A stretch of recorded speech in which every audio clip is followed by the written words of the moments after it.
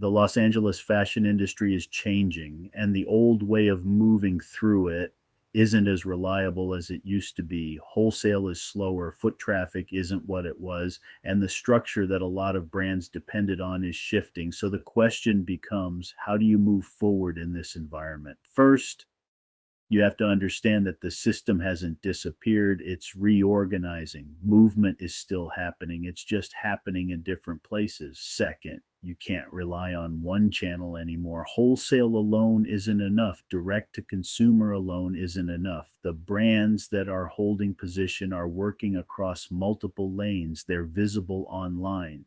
They're still connected to retail where it makes sense, and they understand how to move between both.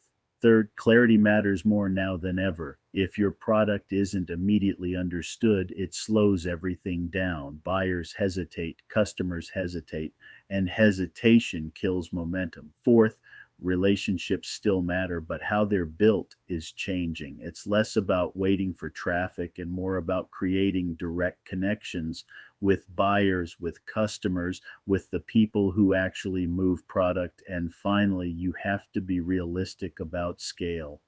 Not every brand needs to grow fast. Some need to stabilize first, control production, control distribution, and build from a position that can actually hold. This isn't about reacting to a downturn, it's about recognizing a shift and adjusting to it, because in Los Angeles fashion, the opportunity is still there, but it's not sitting in the same place it used to be.